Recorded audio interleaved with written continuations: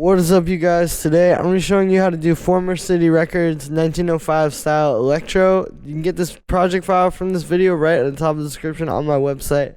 Let's dive in. Alright, we're at 134 BPM. First thing you got here is the bass.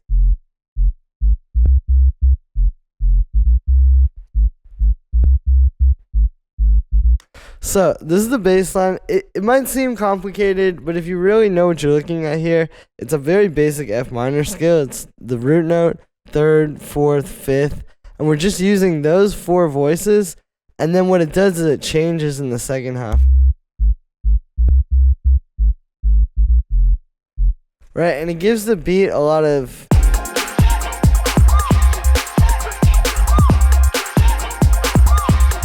You can hear it almost gives it like a chord progression, right? So that's what's going on there. And then in terms of the actual sound, we're using operator. It's a square wave. It's really simple. Square wave, low pass filter.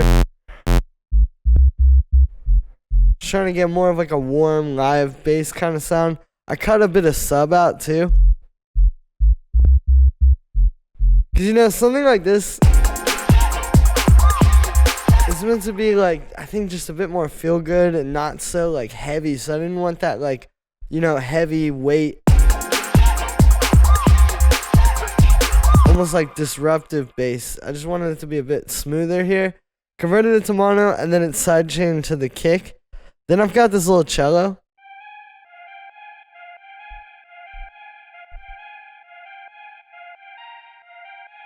Right, so really simple. Ninth, third, root note, and then that fourth up there if we're talking in the scale. As far as the actual sound, I used the cello sample here to kind of give it that like older. I noticed a lot of, I honestly think these guys are sampling a lot of stuff like from 90s hip hop, like a lot of what Prince said, right? Like kind of sampling the sample. It's already been sampled. That's definitely happening here. But a lot of those, I wanted to show you kind of how a lot of those samples were originally made, where like a lot of this is like those old keyboard sounds, right? Where it's just like a sample of a string. It's not this whole like crazy contact library string, right? It's just a very simple, right? And you get that kind of more lo-fi sound. I gave this a tiny bit of attack too, and I did this low pass filter, so. Right, and that makes it a bit more lo-fi and kind of puts it in the background. And obviously you want to be able to hear everything. You don't want to just have a bunch of stuff in the background, but when you have all these together,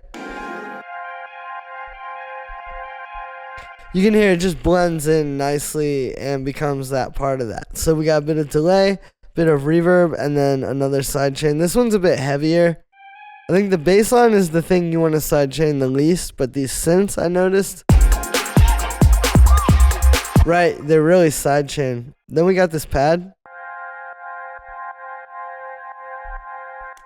So this looks complicated. It's a F minor 9 chord, and then I've also added in this 4 here. So whatever that would make it. But what I'm doing is I've got the 5th down here. So we go 5, root, 9, 3, 5, 4. So you see what I'm saying? And by putting that 4 up high, it kind of sets it apart. Right, again, we're trying to recreate these kind of like old keyboard samples and all these samples from like 90s R&B and stuff. So for the sound on this one, I'm using drift. I'll turn everything off. It starts like this. So pretty simple patch. It's literally just a saw wave. And then yeah, we're using a bit of the unison on there. And the drift.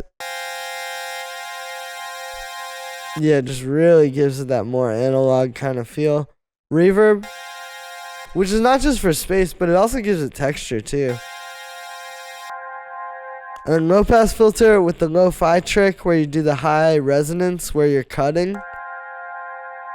Right, and again kind of puts it, so now this and the cello, they fit together really well. We don't have any of this low pass stuff.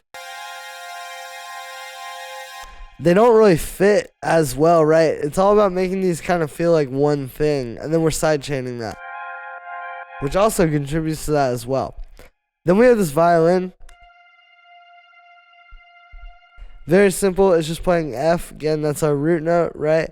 I've got this violin sample, which was very similar to the cello. Like if I play that on its own, you can see it's actually just a short sample. And I've actually looped it inside of the sampler here. And then what you do is you bring down the length, right? Like you get it kind of short like that. And then you can turn up this fade, and that creates like the endless loop. Reverb. Low pass. Chorus, and then high pass. Then we just got this little stab. Yeah, not much going on here. It's this longer sample. Like if I play it, you can hear. Right, kind of just like some FX sounds, but I've just taken the beginning of it.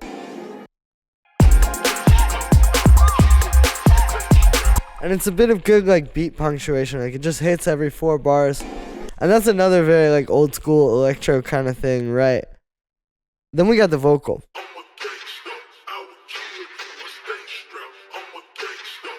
So yeah, it's this vocal loop that I kind of already had processed.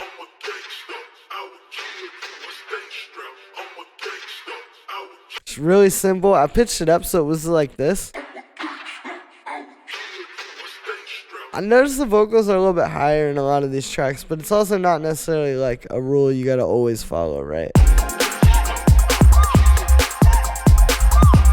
So yeah, it really just rides over the beat. There's actually no processing. That's the thing about this, because you're kind of getting something that already has texture and bringing that in rather than trying to give it a whole bunch of texture. So I didn't even really want to process it at all. And also not sidechaining it helps it sit. Like the volume is pretty quiet. It is more of like a background vocal, but then it's not sidechained. So it's like kind of also helping it cut through the mix more when everything else is sidechained. Same thing with this too. Like having these two not sidechained does help them sit at a certain spot, while everything else is kind of, even like this too.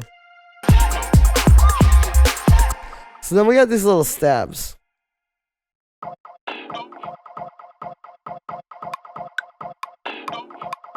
So you can hear the rhythm on those. It's basically one that's playing really like frequently.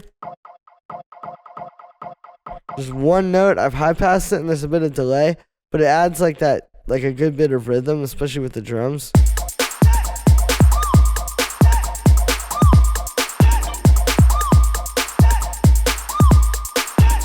I think you hear this other one just pops in on the upbeats, and this is just a shorter sample from this other thing. You know, I've high passed that, you can see down here.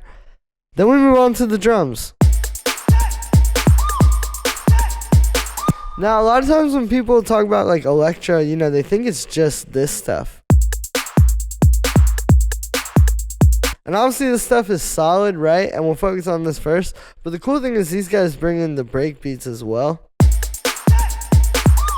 And there's like some really interesting techniques I heard. So starting with the 808 drums, because you do need to start with that before anything else. Like really starting with just the kick and snare is most important.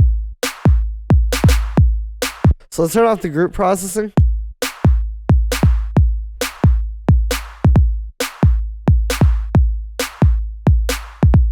So you can hear we got that kick pattern, and then I've actually kind of shaped the kick pretty heavily. So if you listen to the sample here, you know, even if I turn that up, it's a really soft kick. But it is like just that classic 808. And, you know, sometimes the kicks in these tracks are very hard. Sometimes they're kind of softer too. And I wanted to show how you can kind of get that in between that's really needed here. So I've taken this kick that you hear right there. I pitched it up +1. I made it shorter with the amplitude envelope. And then I've also got a pitch envelope here. So there's without that. And there's width. So obviously that's really giving it that punch. That's how you can actually take an 808 and kind of make it what you need it to be. If you need to have more punch, it's just playing with this, and it's got to be very short. Like if you...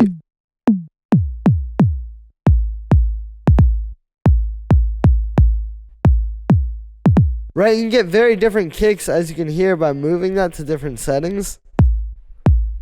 But this is mine. I still wanted it to be that like soft 808 kick, but I just needed it to have a bit more punch, especially because you still needed to get through the mix. Then we got the snare. You can hear the snare. I think the main thing is it doesn't matter how you do it. You can make it with like a 808 snare from scratch. You can take something like this, which kind of already has the texture you want. I've heard these guys doing both. I think the main thing is it just has to counterbalance your kick really well.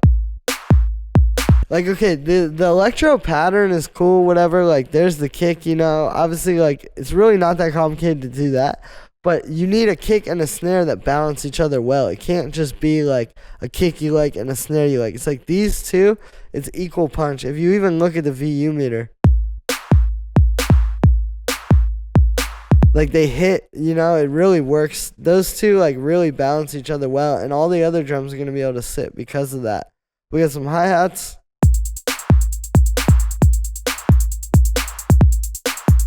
Kind of playing off each other.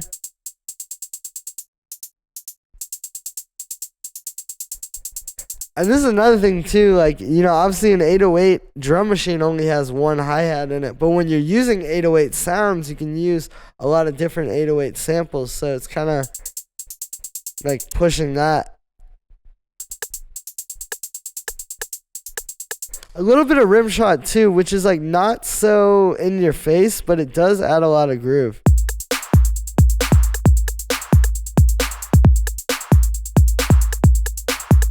With the way it's so relentless.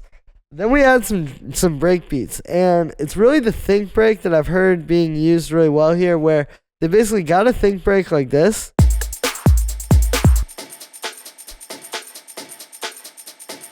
All chopped up, so you're not getting any of the little vocal samples that are usually, you know.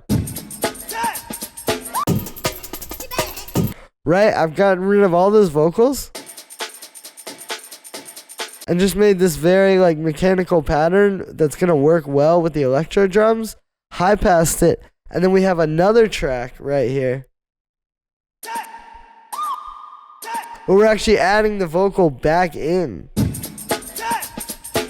So I literally chopped that out, and yeah, this is what I heard in these tracks. It's actually very creative, so I just wanted to recreate it so you guys could see how they're doing it, because I think if you just try to take this break